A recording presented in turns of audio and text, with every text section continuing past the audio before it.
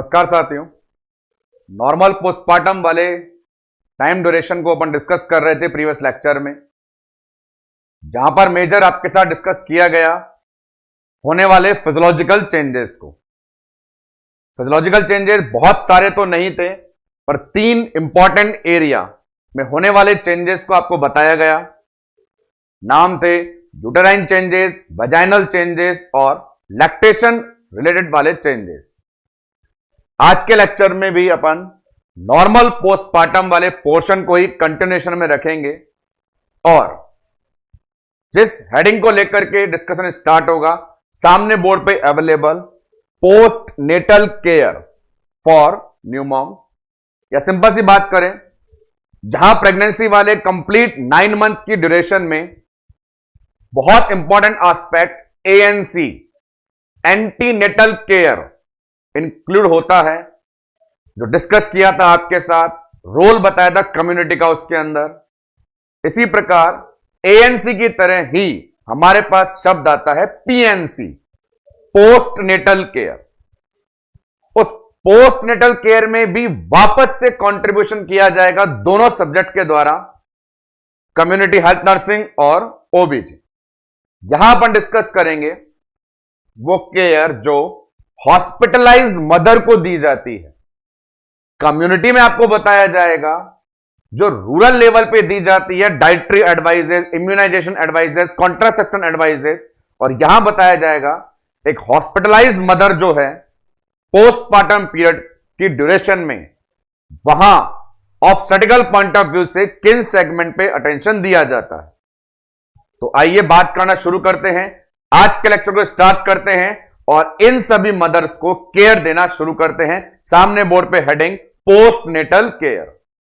इस कैटेगरी में सबसे पहले जिस पॉइंट पे केयर देनी है, सामने बोर्ड पे 2 नाम अवेलेबल हैं, बड़ा ही इंटरेस्टिंग इनका कैलकुलेशन है, रेस्ट और एम्बुलेशन। जैसा वादा कर चुके हैं, आपको ये केयर देनी है हॉस्पिटलाइज मदर को। रेस्ट और एम्बुलेशन दोनों का ही कंट्रीब्यूशन और इंपॉर्टेंसी आप मदर को एक्सप्लेन करेंगे, और एक्सप्लेनेशन में जो लाइंस आएंगी आप देखेंगे उन लाइंस से कैसे अपन मॉसबी के टिपिकल लैंग्वेज को भी इजीली सॉल्व कर पाएंगे। आते हैं नंबर 1 रेस्ट पे। तो पोस्टमार्टम में मदर को इंस्ट्रक्शन रेस्ट का देना है विथ रेशनल। रेस्ट के लिए रिकमेंड इसलिए किया जाता है क्योंकि प्लासेंटा सेपरेशन के बाद में जो पोस्टमार्टम शुरू हुआ है, वहां यूटेराइन कैविटी में वुंड बना है, घाव बना है, और उसी जगह से कल अपन ने जो देखा ब्लड लॉस हो रहा है रुब्रा में, वाटर लॉस हो रहा है एल्बा में, सीरम लॉस हो रहा है सिरोसा में। तो यदि शरीर में घाव बना है तो उसे प्रॉपर टाइम चाहिए हीलिंग के लिए, वुंड हीलिंग के लिए। वुंड हीलिंग नेचुरल वे में अपने आप हो जाएगी, शर्त आपसे एक रखी जाएगी कि आप रेस्ट करें, किसी प्रकार की एक्टिविटी ना करें, जोर जबरदस्ती ना करें जो आपके घाव को भरने में प्रॉब्लम पैदा कर दे। तो रेस्ट क्यों एडवाइस किया जाता है? वुंड हीलिंग प्रमोशन के लिए। बात नंबर 2, यदि ये केयर नहीं दी, यदि ये इंस्ट्रक्शन नहीं दिया, यदि ये मदर ने फॉलो नहीं किया, तो क्या होगा? Adverse effect. जो वुंड हील होना चाहिए था, हिंदी में बोलते हैं घाव भरेगा नहीं तो घाव पकेगा। घाव भरेगा नहीं तो घाव पकेगा। तो कॉम्प्लिकेशन क्या हो सकती है? घाव पकना, एंडोमेट्राइटिस, क्योंकि यूट्रस के सबसे इनर मोस्ट पार्ट पे डैमेज पहुंचा है, जहां एंडोमेट्रियम बनने वाली थी। तो एंडोमेट्राइटिस का रिस्क हो सकता है, यह समझाते हुए उन्हें रेस्ट एडवाइस करना है। तो लाइन है, rest is recommended to promote wound healing, to prevent endometritis. Language सामने बोर्ड पर। रेस्ट क्यों प्रमोट करना है? वुंड हीलिंग प्रमोशन, और ऐसा करने से किसे बचा पाएंगे? Endometritis prevention. तो 2 गोल सामने आ गए, प्रमोशन एंड प्रिवेंशन। चलिए बात करते हैं इस पे एम्बुलेशन पे। ऊपर वाली लाइन को यदि मदर फॉलो करने में आ गई तो ऐसा ना हो जाए कि मदर को सिर्फ यही याद रह जाए कि मुझे स्ट्रिक्ट रेस्ट ही रेस्ट करना है, बिल्कुल ही आराम करना है। नहीं, थोड़ा बहुत वहां पर एम्बुलेशन का भी अपना रोल होता है। एम्बुलेशन, चलना फिरना। वैसे तो नॉर्मली एक प्रोटोकॉल है, चाहे कोई सी भी डिलीवरी हुई हो, नॉर्मल, एपिसियोटॉमी, सिजेरियन, कोई भी डिलीवरी हुई हो तो वहां पे मदर को 24 घंटे के बाद एम्बुलेशन का इंस्ट्रक्शन दिया जाता है। 24 घंटे तक तो रेस्ट कर लीजिए, उसके बाद आपको चलना फिरना है। वो क्यों, तो सुने। सुपाइन पोजीशन में, लाइंग डाउन पोजीशन में, यूटेराइन कैविटी में वुंड वाले एरिया से जो डिस्चार्ज निकल रहे थे वो अंदर कैविटी में ही कलेक्टेड थे। कोई ग्रेविटी प्रेशर नहीं था, मदर सुपाइन लेटी हुई थी तो वो वहीं कलेक्टेड थे। वो गंदगी, वो ड्रेनेज, वो वेस्ट वो अंदर कलेक्टेड था। यदि आप खड़े बिस्तर से नहीं होंगे, यदि चलेंगे नहीं, तो ग्रेविटी का प्रेशर नहीं होने से वो अंदर पड़े रहेंगे। तो जब हम चलते हैं तो सारा मटेरियल ग्रेविटी से लोअर एरिया में आता है, प्रेशर की सेंसेशन होती है, और जब भी यूरिनेशन के लिए जाते हैं तो साथ में ये डिस्चार्ज भी रिलीज होते हैं, जिन्हें रिलीज करना बहुत जरूरी है। गंदगी को, ड्रेनेज को, वेस्ट मटेरियल को बॉडी में रखने से और वर्स कॉम्प्लिकेशन हो सकती है, तो उनके ड्रेनेज के बाहर निकलने के लिए एम्बुलेशन जरूरी है। सेकंड थिंग, और यदि आप ऐसा करते हैं तो आप सर्कुलेटरी प्रॉब्लम से भी बच सकते हैं। तो एम्बुलेशन भी लॉजिकली दिया गया। यदि आप एम्बुलेशन करेंगे तो क्या होगा, आप प्रमोट कर पाएंगे। किसे प्रमोट कर पाएंगे, ड्रेनेज को। और ऐसा करेंगे तो आप बच भी पाएंगे किस चीज से, सर्कुलेटरी प्रॉब्लम्स से। सर्कुलेटरी प्रॉब्लम्स जो लंबे समय तक लेटे रहने से हो जाती है। बात करें वहां पर जो वीनस रिटर्न है प्रॉपर नहीं आ पाता है, कई बार लंबे समय तक लेटे रहने से होमान साइन पॉजिटिव आ जाता है, ऐसी बात है। तो दो बेसिक एडवाइस सामने बोर्ड पर मेंशन है, रेस्ट एंड एम्बुलेशन। यहां पर एक लॉजिकल एमसीक्यू बताता हूं मैं आपको, जो मॉस्बी गाइड में दिया गया है, बड़े ध्यान से सुनना। मीनिंग यह है उसका कि अमूमन यह होता है कि जैसे डिलीवरी हुई, शुरुआत के 24 घंटे इमीडिएट पोस्टमार्टम में बहुत सारा ड्रेन रिलीज होता है, पर क्योंकि मदर शुरुआत के 24 घंटे आराम करती है, यूरिनेशन के लिए नहीं जाती है, तो वो ड्रेन कैविटी में कलेक्टेड रहता है। ड्रेन का मतलब है waste blood, store blood, dark blood, clotted blood. और जैसे ही अगली सुबह जब हमने उसे इंस्ट्रक्शन दिया था बिस्तर से खड़े होकर के टॉयलेट तक यूरिनेशन के लिए जाके आने का, तो जब वो यूरिनेशन के लिए जाती है तो वेजाइना से वो सारा पिछले 24 घंटे का कलेक्टेड ड्रेन भी टॉयलेट में रिलीज होता है। और ये नॉर्मल कॉन्सेप्ट है। तो वहां पे जो क्वेश्चन दिया गया उसकी लैंग्वेज ये थी कि after first day postmortem a mother went for her toileting needs and report the nurse about excessive pulling of clotted blood through vagina. कहने का मतलब मां ये कंप्लेंट कर रही है कि 24 घंटे बिस्तर पे आराम करने के बाद आज सुबह जब मैं टॉयलेट के लिए गई थी तो वहां पर बहुत सारा क्लॉटेड ब्लड पर वेजाइनल मैंने रिलीज किया। Which appropriate intervention should be done by nurse. अब नर्स क्या कार्य करेगी, number 1 document it as a normal finding, number 2 immediate report to the physician, number 3 immediate blood transfusion, number 4 collect sample for transfusion matching. तो बड़ा simple answer है, ये सब जो हुआ एक नॉर्मल फाइंडिंग के तहत हुआ, तो बवाल ना बनाए, सामान्य बात है, document as a normal finding. तो ये दो स्ट्रॉन्ग एविडेंस वाले सवाल बनते भी हैं। क्यों प्रमोट करना है, क्या प्रिवेंट हो जाएगा, क्यों प्रमोट करना है, क्या प्रिवेंट हो जाएगा, ये चार जो आपके बाद बोर्ड पे लिख दिए गए, एक प्रमोशन, एक prevention, same as promotion, same as prevention. अब बढ़ते हैं आगे। केयर एस्पेक्ट में नेक्स्ट जो इंक्लूड करे गए हैं 3 नाम सामने बोर्ड पे, बावल, ब्लैडर ब्रेस्ट। इनके रिगार्डिंग केयर आपको बतानी है हॉस्पिटलाइज मदर की। तो नंबर 1 बावल मतलब जीआईटी। तो जीआईटी का मतलब है मदर को शुरुआत के 24 घंटे के बाद कुछ खाना पीना अलाउ करना। शुरुआत के 24 घंटे उसे आईवी लाइन पे रखते हैं, पर बाद में पीने के लिए ओरल लिक्विड और खाने के लिए सेमी सॉलिड डाइट दी जाती है। एक यूनिवर्सल प्रिंसिपल है अपने मेडिकल साइंस में कि किसी भी पोस्ट प्रोसीजर या पोस्ट रिकवरी फेज में पीने को तब तक नहीं दिया जाता जब तक गैग रिफ्लेक्स ना आ जाए, और खाने को तब तक नहीं दिया जाता जब तक पेट में गुड़गुड़ बावल साउंड ना आ जाए। बावल साउंड आए तभी खाने को दें, गैग रिफ्लेक्स आए तभी पीने को दें। तो हमारी भी इस पोस्टमार्टम पीरियड में रेस्पॉन्सिबिलिटी बनती है कि जाकर मदर में चेक करें गैग रिफ्लेक्स और बावल साउंड, और यदि वो है तो उन्हें फूड अलाउ करें, और नहीं है तो डॉक्टर को रिपोर्ट करें। तो बावल केयर के अंदर क्या सुन के आएंगे आप जीआईटी पॉइंट ऑफ व्यू से? 2 चीजें आपको कंफर्म करना है, गैग रिफ्लेक्स,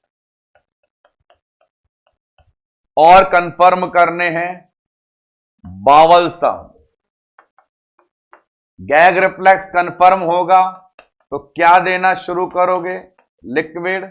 और बावल साउंड शुरू होगा तो क्या देना शुरू करेंगे अपन? Soft diet. इसी प्रकार बात करते हैं ब्लैडर की। ये एक रूटीन प्रोसेस में इन्वॉल्व होने वाले इंटरवेंशन है। After 24 hour of post procedure, post recovery, post delivery, next day जब भी आपका कंसल्टेंट, आपकी गायनेकोलॉजिस्ट राउंड पे आते हैं, वो पूछते हैं यूरिन पास किया या नहीं, गैस पास करी या नहीं, कुछ पिया या नहीं, कुछ खाया या नहीं। तो सेम बात ब्लैडर में आ गई। तो ब्लैडर में मदर से आस्क फॉर यूरिनेशन पूछेंगे, क्या आपने यूरिन पास किया? नहीं किया तो ब्लैडर डिस्टेंशन चेक करेंगे, पास करना जरूरी होता है। और नहीं कर पा रहे तो बड़ा सिंपल कैथेटराइजेशन द्वारा उसके इस नीड को कंप्लीट किया जाएगा। तो ब्लैडर में फंडामेंटल रेस्पॉन्सिबिलिटी के तहत वहां पे आप कैथेटराइजेशन भी यूज करेंगे। तो लिखे यहां पर ब्लैडर में क्या करेंगे आप? पूछेंगे आस्क फॉर यूरिनेशन,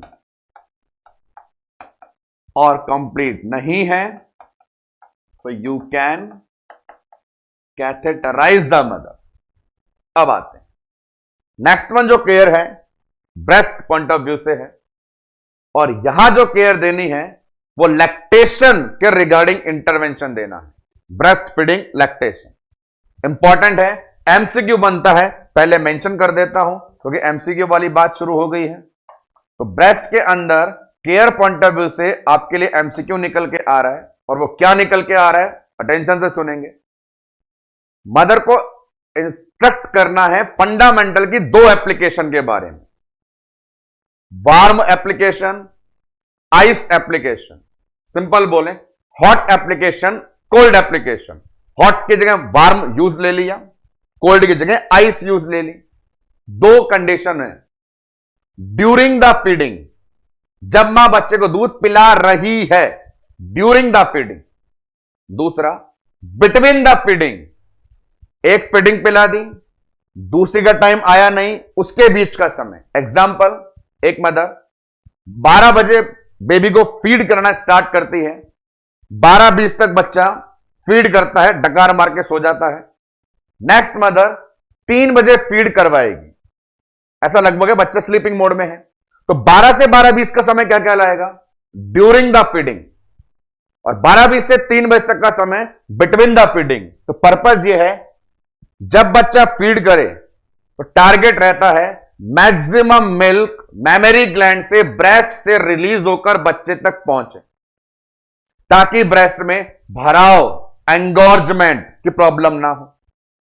और जब 12:20 से 3 तक बच्चा फीड नहीं कर रहा और फिर भी वहां पे लगातार मिल्क प्रोड्यूस हो रहा है, तो वो वहीं रहे, बाहर रिलीज ना हो जाए, जमे।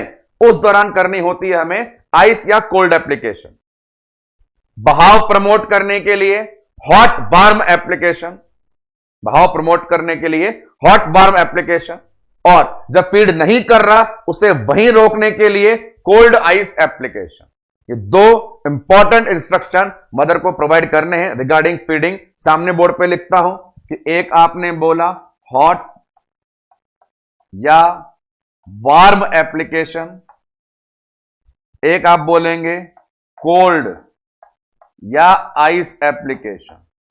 दोनों को देने का पर्पस है, टाइमिंग है।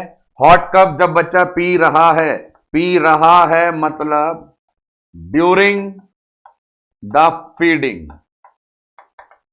नेक्स्ट वन, जब बीच में गैप लगा हुआ है, और गैप लगा हुआ है तो आंसर देंगे बिटवीन द फीडिंग। यहां फीडिंग की बात चल रही है तो एक इंपॉर्टेंट एमसीक्यू बता देता हूं, हो सकता है आपको जानकारी हो उसके बारे में। रिलेटेड था अपने कल के लेक्चर में लैक्टेशन वाले पॉइंट से, और वो ये कि लैक्टेशन में कल आपने जितने भी स्टेप्स पढ़ी, जितने भी हार्मोन्स पढ़े, जितने भी लाइनें पढ़ी, उनमें एक लाइन और ऐड करूंगा मैं कि यहां पे जो बच्चे की सकिंग होती है, पीडियाट्रिक का सकिंग रिफ्लेक्स, वो लैक्टेशन का मेजर स्टिमुलेंट होता है। ये लाइन यूं की यूं उठ के आती है, पीडियाट्रिक में आपको उसकी डिटेल दी जाएगी कि सकिंग जब बच्चा करता है निप्पल्स को, तो वहां से निप्पल स्टिमुलेशन से पोस्टीरियर पिट्यूटरी से ऑक्सीटोसिन रिलीज होता है जो लेट डाउन रिफ्लेक्स कहलाता है। ये एक फिजियोलॉजी है। अब पूरी फिजियोलॉजी ना पूछ करके वन लाइनर क्वेश्चन पूछें कि लैक्टेशन को स्टिमुलेट करने वाला मेजर फैक्टर कौन है, तो आंसर देना होता है न्यूबॉर्न सकिंग। लाइन है, newborn sucking work as stimulant of lactation. लिख देते हैं अपन ब्रेस्ट के रिगार्डिंग ही कि अपने पास जो न्यूबॉर्न की सकिंग है वो एक बहुत ही मेजर स्टिमुलेंट है। ये भी आप बात चाहें तो मदर को समझा सकते हैं कि जब भी कभी आपको प्रॉब्लम हो कि ब्रेस्ट में भराव सा हो रहा है, भारी भारीपन फील हो रहा है, टाइट सा फील हो रहा है, तो वहां पे बच्चे को फीड कराएं। जितना फीड कराएंगे, जितना ब्रेस्ट एम्प्टी करेंगे, आप उतना कंफर्टेबल रहेंगे। तो ये 3 पॉइंट केयर में बावल, ब्लैडर, ब्रेस्ट के रिगार्डिंग। अगली बात करें तो नेक्स्ट वन केयर अपने पास किसको केयर देनी है? एक टर्म है अपने पास में निप्पल कंफ्यूजन। इसे पढ़ें, उसके बाद इसके रिगार्डिंग मदर को गाइड करें। निप्पल कंफ्यूजन एक शब्द है और कॉम्पिटिटिव एग्जाम में तो यह बहुत ही बड़ा शब्द है। कंफ्यूजन, इसे डाउट बोलते हैं। Many of the aspirants candidates जो क्वेश्चन पुटअप करते हैं, सर इसमें डाउट है, तो डाउट क्या है? कंफ्यूजन। अब यहां कंफ्यूजन किसको हो रहा है और किसमें हो रहा है वो बात है। यहां कंफ्यूजन और डाउट हो रहा है बच्चे को, न्यूबॉर्न को, और किस चीज में डाउट हो रहा है? निप्पल में। क्या कहानी थी? बड़े ध्यान से सुनना। इनिशियल पोस्टमार्टम के शुरुआती दिनों में किसी भी प्रॉब्लम के चलते मदर बच्चे को फीड नहीं करा पाई। या तो ब्रेस्ट में प्रॉब्लम थी, निप्पल में प्रॉब्लम थी, एंगोर्स थे, कटे हुए थे, फिशर थे, इन्वर्टेड थे, या बच्चे में कोई प्रॉब्लम रही हो। शुरुआत में 3-4 दिन मां बच्चे को फीड नहीं करा पाई, तो बच्चे की डिमांड पूरी करने के लिए उसे बोतल फीडिंग पे रखा गया। पैदा होते बोतल दे दी बच्चे को, दूध की बोतल फीडिंग पे रखा गया। अब ये बोतल एक ऐसी चीज है संसार में कि अच्छे अच्छे से देखने के बाद में लुढ़क जाते हैं। ऐसा कुछ यहां पर हुआ। बच्चे ने शुरुआत के 3-4 दिन बोतल से फीड किया। जो प्रॉब्लम मदर को थी, उस प्रॉब्लम को 3-4 दिन में सॉल्व कर दिया गया। और फिर जब 5वें-6ठे दिन मदर बेबी को फीड करवाने जा रही है, तो बेबी मदर के ब्रेस्ट निप्पल को सक नहीं कर रहा। उस नालायक औलाद को आदत पड़ गई पिछले 4 दिन से बोतल की। तो इस प्रकार की चीज कहलाती है कंफ्यूजन, कि बच्चे को डायवर्जन हो गया बोतल फीडिंग की तरफ, वो अटेंशन नहीं ले पा रहा natural maternal breast nipple feeding की तरफ। यह चीज कहलाती है निप्पल कंफ्यूजन। लैंग्वेज आएगी, it is diversion of newborn toward bottle feeding. ऐसी बात हो तो मदर को गाइड करें कि मैक्सिमम जो प्रॉब्लम्स है उन्हें पहले डायग्नोस करें, ताकि पोस्टमार्टम शुरू होते ही बच्चा आपका ही मिल्क पिए, किसी और बोतल फीडिंग पे डाइवर्ट ना हो जाए। लैंग्वेज लिखता हूं सामने, निप्पल कंफ्यूजन, क्या कंडीशन? कंडीशन है it is diversion of newborn at बोतल फीडिंग। नेक्स्ट वन, बात करें यहां पे एक सेगमेंट है अदर्स का, और ये वो अदर्स वाला सेगमेंट वो है जहां पे ज्यादा रोल एक्सप्लेन होता है अपने पास कम्युनिटी का। इन द सेंस आपको वहां पे जो बताई जाती है बेसिक एडवाइस, जिनमें शामिल है डाइट्री, कॉन्ट्रासेप्टिव और इम्यूनाइजेशन शेड्यूल वाली जितने भी इंस्ट्रक्शन एडवाइस दी जाती है कि मदर को वैक्सीनेशन लगने होते हैं या न्यूबॉर्न के जितने भी वैक्सीन होते हैं अकॉर्डिंग टू शेड्यूल, वो सब आपको यहां पे एक्सप्लेन करने हैं मदर को। Dietary advice, calorie requirement, protein requirement, calcium requirement जितनी बतानी होती है वो सब यहां पे। कॉन्ट्रासेप्शन जो मैंने बताया, rule of 3, after 3 week, after 3 month, वो सब यहां पे इंक्लूड होते हैं। तो अदर्स वाले सेगमेंट में जो 3 एरिया हैं उनके नाम हैं, आप मदर को देंगे डाइटरी एडवाइस, डाइटरी के अलावा न्यूबॉर्न के रिगार्डिंग कंप्लीट एक्सप्लेन करेंगे शेड्यूल, और वहां पे लैक्टेटिंग नॉन लैक्टेटिंग के हिसाब से प्रोवाइड कराएंगे कॉन्ट्रासेप्टिव एडवाइस। और कुछ बेसिक बात चलती है एक्सरसाइज के बारे में। अब इस एक्सरसाइज के रिगार्डिंग एक एमसीक्यू है जो मैं आपके साथ डिस्कस कर लेता हूं। वो क्या है? नंबर 1, पहली बात तो ये, normal birth, normal labour, normal delivery जब हुआ है तो मदर के पेरिनियल एरिया की मसल्स का बहुत यूज हुआ है, और पेरिनियल एरिया की मसल्स को स्ट्रेंथ करने के लिए कीगल एक्सरसाइज हमने पढ़ा है। तो मदर को कीगल एक्सरसाइज करने का इंस्ट्रक्शन यहां पे देना है। उसके अलावा एक विशेष बात ध्यान रखनी है, और इस बात को ध्यान रखेंगे तो एनक्लेक्स में पोस्टमार्टम पीरियड का जो फर्स्ट एमसीक्यू है उसे सॉल्व कर पाएंगे। और वो बात ये कि मदर को केयर दे, इंस्ट्रक्शन दे, एडवाइस दे, एक्सरसाइज के लिए बोलें, पर कोई भी ऐसी एक्सरसाइज इंस्ट्रक्ट ना करें जो एब्डोमिनल मसल्स पे प्रेशर डाले, क्योंकि it is the time of recovery. Abdominal muscles में वो एरिया इन्वॉल्व है जहां पे यूटेराइन फंडस का जो वुंड है वो हील कर रहा है। तो एब्डोमेन शुड बी रिलैक्स। ये स्टेटमेंट है कि whatever the exercise you instruct to the mother, but you have to remain in your mind one sentence that abdominal muscle should be relaxed। वो लैंग्वेज से आपका एमसीक्यू सॉल्व होगा। Exercise कुछ भी बता करके आए, पर मदर का एब्डोमेन ना छेड़ के आए। Abdomen should be relax. तो ये अपने पास कुछ केयर के एस्पेक्ट थे जो लगातार देखे जा रहे थे। यहां हमने देखा rest and ambulation, bowel bladder breast, nipple confusion. अब इसी में इंक्लूड है कुछ minor elements. Minor elements pregnancy में भी थे और माइनर एलिमेंट्स पोस्टमार्टम में भी है। पोस्टमार्टम में जो माइनर एलिमेंट्स हैं वो 4 प्रकार के दर्द हैं।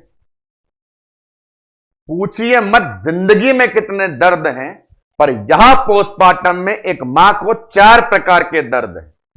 वो दर्द क्या क्या है? नंबर 1, ब्रेस्ट पेन, जब पूरी तरह खाली नहीं होता। पेरिनियल पेन, वहां से बच्चा निकला था। बैक पेन, लेबर में बहुत प्रेशर पड़ा था। After pain. तो 4 प्रकार के दर्द हैं। माइनर एलिमेंट्स वो होते हैं जहां आप किसी मेडिसिन का यूज ना बता करके एडवाइजेस इंस्ट्रक्ट करके आते हैं। उनके रिगार्डिंग बात करते हैं सामने। यहां से बहुत अच्छा एमसीक्यू है आफ्टर पेन से। जपमर पांडिचेरी में 2 बार रिपीटेटिवली वो सवाल पूछा गया है। देखते हैं सामने की तरफ क्या हमारे पास है माइनर एलिमेंट्स वाले एरिया में केयर पॉइंट। तो पहले तो आपको दर्द बताते हैं, दर्द कितने प्रकार के हो रहे थे वहां पे। तो एक मदर ने कहा मुझे हो रहे हैं ब्रेस्ट एक। पेन के लिए टर्म ले लेते हैं अपन एक, तो ये ले लीजिए पेन। तो यहां पे इंस्ट्रक्शन ये देना है, ये जो पेन है फुल फ्लैश फीडिंग से कोरिलेट है, ये फीडिंग से कोरिलेट है। और उसका इलाज भी क्या है? Maximum feeding. बच्चे को फीड कराते जाएं, ब्रेस्ट मेमोरी ग्लैंड को खाली करते जाएं और हर दर्द से छुटकारा पाते जाएं। तो यहां पे मदर को इंस्ट्रक्शन देना है not to worry, not to hurry, it is related to feeding. तो फीड कराएं, दर्द भगाएं। नेक्स्ट वन, अगले दर्द की चर्चा करें। तो अगले दर्द पे मदर ने नाम दिया पेरिनियल एक, पेरिनियल पेन। तो पेरिनियल एक के लिए भी आपको मदर को एडवाइस देनी है, और वो क्या? ये जो दर्द है ये फुल फ्लैश रिलेटेड है बर्थ प्रोसेस से। जो जन्म हुआ बच्चे का, बर्थ प्रोसेस हुआ, उसमें पेरिनियल मसल्स का काफी इंवॉल्वमेंट हुआ और वहां पे एक्सेसिव स्ट्रेचिंग से पेनफुल सेंसेशन है। यदि आप कंफर्टेबली रेस्ट को फॉलो करेंगे तो आप इस प्रॉब्लम को भी ओवरकम करने में कैपेबल होंगे। तो यहां भी जनरल इंस्ट्रक्शन देकर के आए, इसका रिलेशन मदर को एक्सप्लेन करके जाएं। और क्या? It is related to birth process. आते हैं अगले तीसरे पेन पे। तीसरा पेन जो मदर बता रही है माइनर एलिमेंट में, वो उससे हो रहा है बैक एक, बैक में पेन। अब बैक एक के लिए कुछ एक्स्ट्रा बात बताई गई है जो आप सुने। बैक मतलब पीछे बैकबोन, वहां पे दो पेन होते हैं, सैक्रल पेन और लंबर पेन। अपने पीछे vertebra, cervical, thoracic, lumbar, sacrum, coccyx. यदि लंबर पेन है लंबर रीजन में, तो वो लंबर पेल्विस से ऊपर होता है, तो मतलब वो पेन गायनिक कंडीशन के कारण नहीं है, वो ऑर्थोपेडिक पेन है। और यदि मदर को सैक्रल पेन है, सैक्रम मतलब रिलेटेड टू पेल्विक ऑर्गन, तो वो गायनिक पेन है। तो कई बार पेन का एरिया डिसाइड होने से डॉक्टर भी चेंज हो जाता है। यदि लंबर पेन है तो ऑर्थोपेडिक डिपार्टमेंट में जाएं, सैक्रल पेन है तो गायनिक डिपार्टमेंट में जाएं। ये मदर से आइडेंटिफाई करवाए, उसके अकॉर्डिंग उसको ट्रीटमेंट मॉडलिटीज अवेलेबल करवाएंगे। तो यहां पे बैक एक में दो लाइनें मेंशन करी गई, और वो क्या? कि यदि ये एरिया सैक्रल का है या ये एरिया लंबर का है, तो आपका ट्रीटमेंट मोड चेंज होगा। सैक्रल पेन है तो वहां पे प्रॉब्लम गायनिक है, पेल्विक ऑर्गन। लंबर है तो वो प्रॉब्लम आपकी ऑर्थोपेडिक वाली है। तो ये इंफॉर्मेशन के बारे में पता होना। अब आएगा हमारे पास फोर्थ नंबर पेन, और फोर्थ रैंक पे वो इंक्लूड है जहां से अपने पास बहुत अच्छा एमसीक्यू है। क्योंकि एमसीक्यू है तो पहले लगा दिया मार्क और फिर देंगे उस पेन का नाम। तो पेन का नाम यहां मेंशन करता हूं, आफ्टर पेन। अब इस आफ्टर पेन का मीनिंग क्या है और कोरिलेशन क्या है, तो बड़े ध्यान से सुनेंगे उस चीज को, क्या कोरिलेशन है। आफ्टर पेन जो होते हैं, कहने का मतलब पोस्टमार्टम में यूटेराइन मसल्स के अंदर जो रिकवरी चल रही है उस दौरान फील होने वाले पेन। अब यहां दो सीन है, पहला लैक्टेटिंग नॉन लैक्टेटिंग, और दूसरा है प्राइमी पैरा या मल्टी पैरा। एक एक करके दोनों को बात करते हैं। पहले बात करते हैं पैराइटी की। जो मदर प्राइमी पैरा है, फर्स्ट टाइम है, तो उनकी मसल्स कंपैरेटिवली मल्टी पैरा से स्ट्रांग है। मल्टी पैरा जिन्होंने 2-3-4 बार बर्थ दे दिए, तो उनके मसल्स में लूजनेस आ जाती है, और जो प्राइमी मदर्स हैं उनकी मसल्स में स्ट्रेंथ होती है। जिसमें जितनी स्ट्रेंथ उसकी रिकवरी फास्ट, जिसमें स्ट्रेंथ कम उसकी रिकवरी स्लो। इस बात को ध्यान रखते हुए जो पेन है वो मल्टी पैरा को ज्यादा होते हैं प्राइमी के कंपैरिजन में। मल्टी पैरा को ज्यादा इसीलिए क्योंकि उसकी मांसपेशियां कमजोर है, घाव भरने में समय ज्यादा लगेगा, दर्द का एहसास ज्यादा होगा। Second one, lactating non lactating. जो मदर फीड करवाती हैं लैक्टेटिंग, उनकी बॉडी में ऑक्सीटोसिन रिलीज होता है। Step number 3 गैलेक्टोकाइनेसिस। जो मदर फीड करवाती हैं उनकी बॉडी में ऑक्सीटोसिन रिलीज होता है जो यूटेराइन कॉन्ट्रैक्शन करवा के पेन करवाता है, और जो मदर फीडिंग नहीं करवाती, नॉन लैक्टेटिंग, उनमें कोई ऑक्सीटोसिन नहीं तो कोई पेन नहीं। तो ज्यादा पेन किससे होगा? लैक्टेटिंग को। तो आफ्टर पेन ज्यादा किसमें होता है? समरी में आपने 2 मदर बताई, एक मदर कौन सी? लैक्टेटिंग, और दूसरी कौन सी? मल्टीपैरा। और अब झेलें जिप्मर पांडिचेरी का सवाल। जिप्मर पांडिचेरी का सवाल था, which of the following combination given into the option have complaint severe after pain. 4 option देता हूं, आप बताना किसे पेन ज्यादा होगा। ऑप्शन सामने बोर्ड पे बैक टू बैक मैं लिख देता हूं। एक नाम दिया G3P3 लैक्टेटिंग, G4P4 लैक्टेटिंग, वापस से G3P3 लैक्टेटिंग और G4P4 नॉन लैक्टेटिंग। सॉरी, ये दोनों नॉन लैक्टेटिंग आ जाएंगे। तो बात ये चल रही है 4 में से 2 ऑप्शन लैक्टेटिंग है, 2 नॉन लैक्टेटिंग है। तो गायब किसे कर दो? पहले नॉन लैक्टेटिंग वालों को। पेन ज्यादा किस में होगा? लैक्टेटिंग में। तो नीचे के 2 ऑप्शन आपने कर दिए क्रॉस। अब देखें ऊपर, ज्यादा बच्चे पैदा किसने किए? P3 ने या P4 ने? तो आंसर है P4 ने। तो जो ज्यादा बच्चे पैदा करेगा मल्टीपैरा, और जो फीड करवाएगा लैक्टेटिंग, उससे आफ्टर पेन ज्यादा होंगे। तो ये सारी बातें अभी तक यहां पर जो करी गई वो शामिल थी हमारे पोस्टनेटल केयर में, या यूं कहें आज के लेक्चर को जो अपन ने शुरू किया नॉर्मल पोस्टपार्टम की कैटेगरी के तहत कि डिस्कस करेंगे पोस्टनेटल केयर, वो यहां कंप्लीट होता है। क्या क्या डिस्कस किया गया तो उसे बोर्ड पर देखें। Number 1 postnatal care, general instruction rest और एम्बुलेशन के, उनके फायदा नुकसान, बावल ब्लैडर ब्रेस्ट में फंडामेंटल रेस्पॉन्सिबिलिटीज, ब्रेस्ट के अंदर therapy hot and cold, nipple confusion का fundamental principle, then community portion, and last one minor elements. यहां तक का पोर्शन नॉर्मल पोस्टपार्टम कहलाता है। कल का लेक्चर फिजियोलॉजिकल चेंज, आज का lecture postnatal care, normal postpartum कहलाता है। और इस नॉर्मल के बाद में जिसका नाम आता है वो सामने बोर्ड पे एबनॉर्मलिटीज ऑफ द पिपेरियम या एबनॉर्मल पोस्टपार्टम। पहले यह पता हो नॉर्मली क्या क्या चलता है, और फिर अपन डायग्नोस करेंगे कितने प्रकार की एबनॉर्मलिटीज यहां पे आ सकती। तो हेडिंग अपने पास सामने available, abnormalities of the postpartum. शुरुआत करते हैं इसके बारे में। शुरुआत करेंगे सबसे पहले 2 लाइनों को लेके। मैं आपसे पुटअप करूंगा, फिर आंसर भी सोचेंगे आप लोग, यहां दिखाएंगे आपको।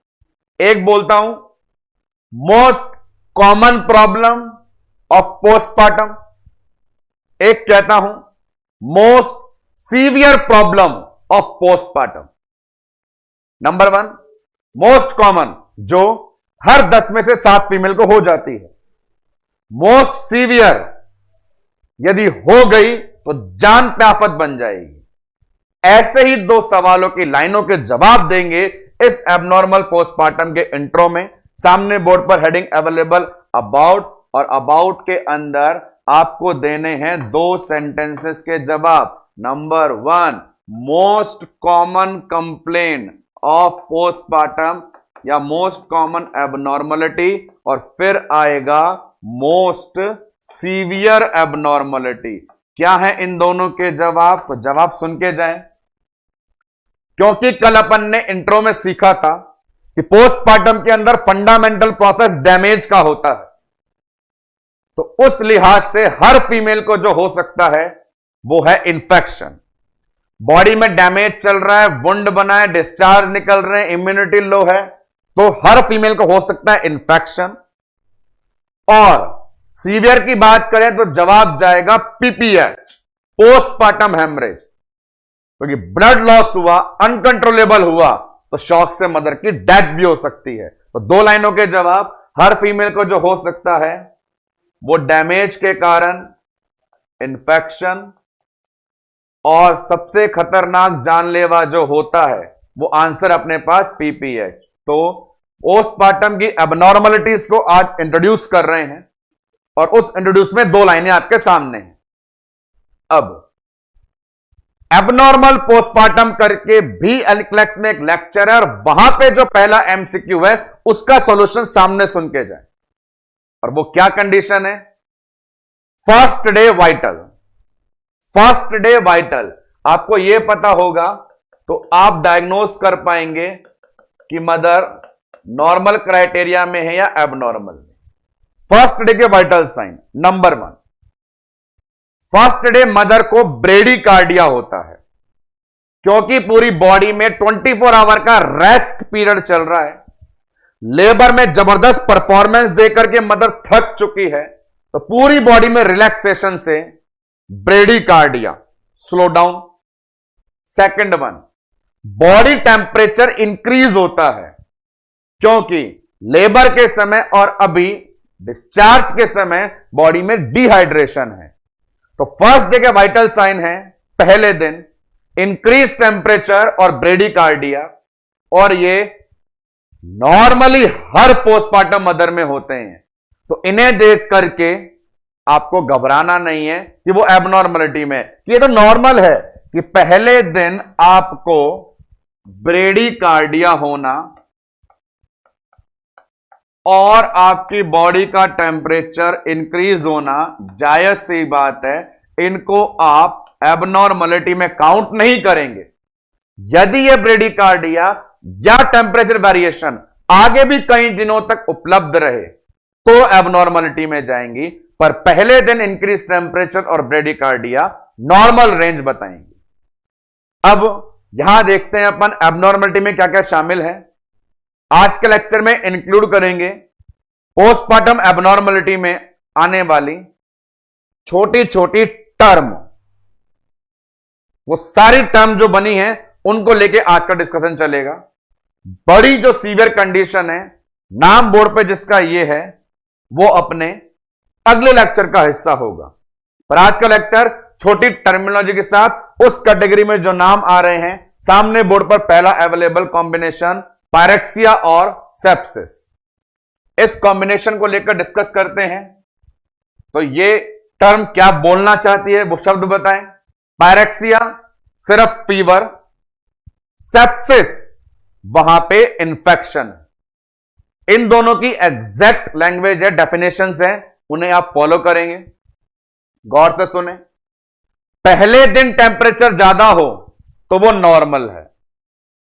नेक्स्ट, शुरुआत के 10 दिन तक बॉडी टेम्परेचर 38 डिग्री सेल्सियस से ज्यादा रहा। शुरुआत के 10 दिन तक या शुरुआत के 10 दिन में कभी भी बॉडी टेम्परेचर 38 डिग्री सेल्सियस से ज्यादा हुआ, सिर्फ टेम्परेचर ज्यादा हुआ, उसके अलावा कोई लक्षण नहीं दिखा, तो वो पायरेक्सिया। अब body temperature 38.5 degree Celsius cross हुआ, पूरे 42 दिन में कभी भी हुआ, और इंक्रीज टेम्परेचर के साथ शरीर में इंफेक्शन के और भी symptom, vaginal discharge, pelvic pain, ये सब आए, तो वो सेप्सिस है। तो 3 स्टेटमेंट आपके पास बैक टू बैक। पहले दिन टेम्परेचर ज्यादा होना नॉर्मल, शुरुआत के 10 दिन में 38 डिग्री से ऊपर होना पायरेक्सिया, पूरे 42 दिन में कभी भी 38.5 से ज्यादा होना सेप्सिस कहलाता है। वो टर्म सामने बोर्ड पे डेफिनेशन से डायरेक्ट एमसीक्यू पूछा गया है। तो लेके आते हैं, ये जो पायरेक्सिया है यहां आप क्या मेंशन करोगे? पायरेक्सिया में टेम्परेचर कितना बताया? 38 डिग्री सेल्सियस से ज्यादा, और कब बताया? पूरे 10 दिनों में कभी भी, विद इन 10 डेज। सेप्सिस क्या बता रहे थे? सेप्सिस बोल रहे थे टेम्परेचर कितना ज्यादा हुआ? 38.5 डिग्री सेल्सियस से ज्यादा, कब? पूरे 42 दिनों में कभी भी, और उसके अलावा लक्षण भी हो, विद इन्फेक्शियस सिम्टम। तो ये कंडीशन अपने पास जो होती है वो सेप्सिस को बताती है।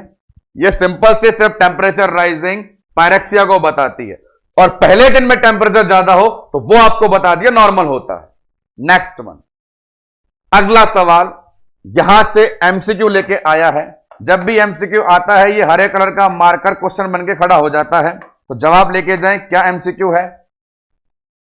मोस्ट कॉमन पोस्टपार्टम सेप्सिस किसका?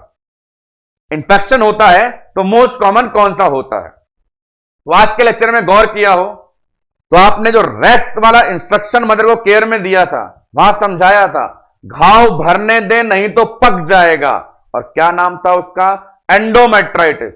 सवाल है most common infection during postpartum, तो आंसर देके आना है उसी जगह का होगा जहां पे हीलिंग चल रही है, और वो एंडोमेट्रियम है। तो most common infection during postpartum, नाम क्या अपने पास में? एंडोमेट्राइटिस। एबनॉर्मल पोस्टपार्टम में पायरेक्सिया और सेप्सिस जैसी दो टर्म के बाद हमारे पास चार नाम बैक टू बैक आते हैं, और भी छोटी टर्म्स के। वो कौन कौन से हैं उन्हें देखें, सामने बोर्ड पे अवेलेबल चार नाम बैक टू बैक। एक condition mastitis, second one cystitis, third one haematoma, fourth one ओविले सब इन्वोल्यूशन। और इंटरेस्टिंग बात, इन चारों से ही हर लाइनों में एक एक सवाल आपको मिलेगा। आपको यहां पे सामने बताएंगे हर चार स्टेटमेंट से एक MCQ. Number one, mastitis. Postpartum mastitis indicate करता है एक ऐसी कंडीशन जब प्रॉपर फीडिंग ना होने से ब्रेस्ट में भारीपन की, एंगोर्ज की कंडीशन डेवलप हो जाए। और वहां पर सवाल यह बनता है best intervention.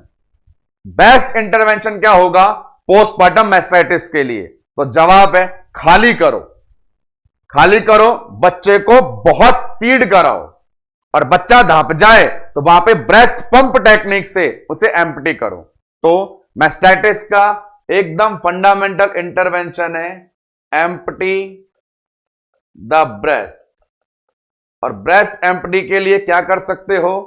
Increase the frequency of feeding और use breast pump technique, empty the breast. Next one, अगला नाम लिखा हुआ है cystitis. Cystitis urinary bladder, urine वहां पे इंफेक्शन। तो उसके लिए एक बात बताई गई है, मेडिकल साइंस में जनरल प्रैक्टिस है, जब भी ऊपर का या नीचे का संक्रमण हो जाए, जब भी ऊपर का या नीचे का संक्रमण हो जाए, ऊपर का मतलब यूआरटीआई और नीचे का मतलब यूटीआई, ऊपर अपर रेस्पिरेटरी ट्रैक्ट इंफेक्शन, नीचे यूरिनरी ट्रैक्ट इंफेक्शन, तो इन दोनों की दवाई भी सेम होती है, जनरल इंटरवेंशन भी सेम होता है। जनरल इंटरवेंशन है पानी पियो, खूब पानी पियो, पानी पियो, क्लियर हो जाएगा। तो यहां पर सिस्टाइटिस रिलीव के लिए आपको जवाब देना है इंक्रीज फ्लूइड इनटेक, जितना आप करते आ रहे हो उससे ज्यादा करो। तो सिस्टाइटिस के लिए भी simple one liner MCQ, increase fluid intake, जितना पियोगे उतनी धुलाई होगी, उतनी सफाई होगी। चलिए आगे, नेक्स्ट वन, अगली समस्या क्या लिखा हुआ? हीमाटोमा। अब हीमाटोमा का मतलब क्या होता है? स्किन में, चमड़ी में ब्लड का क्लॉट बन जाना। तो यहां से सवाल बैक टू बैक ये बनते हैं कि पोस्टपार्टम में पूरे महिला के शरीर में वो कौन सी चमड़ी है जहां पे खून जम गया? तो जवाब है जहां से बच्चे का जन्म हुआ, वहां पे एक्सेसिव स्ट्रेच से, मांसपेशी फटने से चमड़ी में खून जम गया। तो most common haematoma during postpartum कौन सा? Vulval haematoma. वल्वल मतलब external genital organ, vulval haematoma. Next one, कोई भी हेमाटोमा जब बनता है, ब्लड का कलेक्शन होता है, तो फील करने पे कैसा दिखता है? तो फीलिंग कैसी होती है? हमेशा वार्म, गर्म होती है। तो यहां पे लिखेंगे वार्म फीलिंग। और जब हो रही हो फीलिंग वार्म, तो इलाज में थेरेपी कौन सी? हॉट या कोल्ड? तो आंसर दे देंगे वहां पे ice application.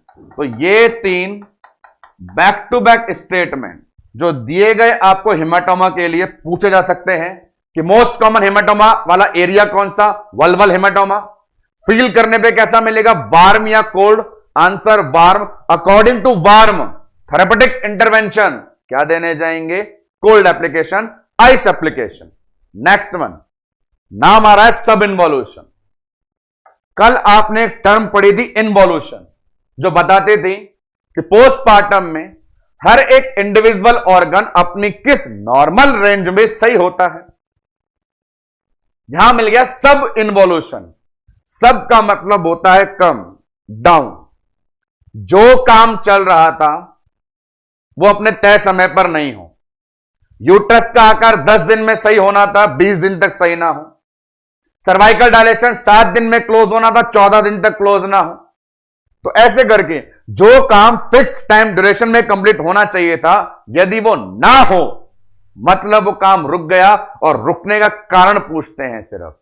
Most common cause of सब इन्वॉल्यूशन, तो एक ही नाम है, इंफेक्शन, संक्रमण। सब कुछ सही हो रहा था, चल रहा था, पर इंफेक्शन ने वर्क कुछ देर के लिए रोक दिया, तो सब इन्वॉल्यूशन का मोस्ट कॉमन कॉज पूछा जाता है और मोस्ट कॉमन कॉज इंफेक्शन कहलाता है।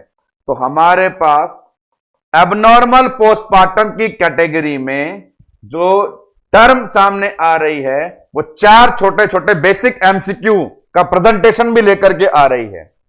मैस्टाइटिस है तो खाली करो, सिस्टाइटिस है तो पानी पियो, हेमाटोमा है तो आइस एप्लीकेशन, सब इन्वॉल्यूशन है तो उसका कारण इंफेक्शन।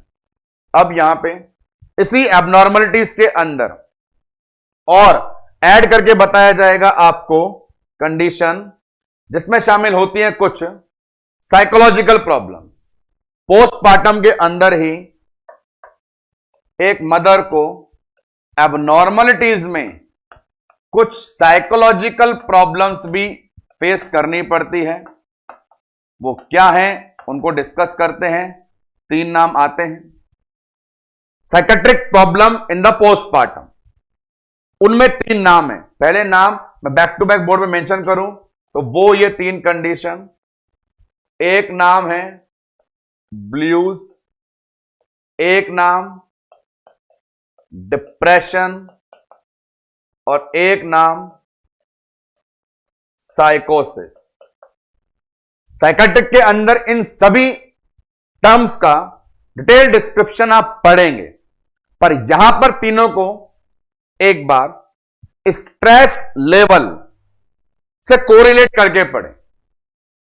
यदि कोई स्ट्रेस लेवल आपको है, स्ट्रेस है आपको, वो कुछ समय के लिए हो, थोड़े समय के लिए, कुछ दिनों के लिए हो, स्ट्रेस में चल रहा हूं, तो वो चीज कहलाती है ब्लूज।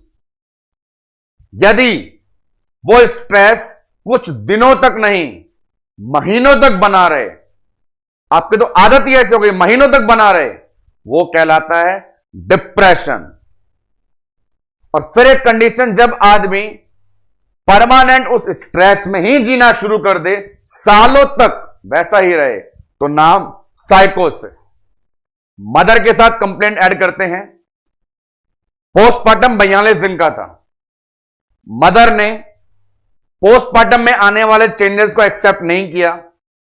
क्या हो रहा है, ये डिस्चार्ज रिलीज हो रहे हैं, लोकिया रिलीज हो रहा है, ब्रेस्ट में पेन हो रहा है, बच्चा फीड कर रहा है, अनकंफर्टेबल फील हो रहा है, स्ट्रेस रहा शुरुआत के कुछ दिन तक, तो मदर को बोलेंगे ब्लूज। नेक्स्ट, मदर को स्ट्रेस रहा कि जब तक ये पूरा पोस्टमार्टम खत्म नहीं हो जाता तब तक डिप्रेशन में, समस्या में रहूंगी। महीनों तक बात चली, वो डिप्रेशन।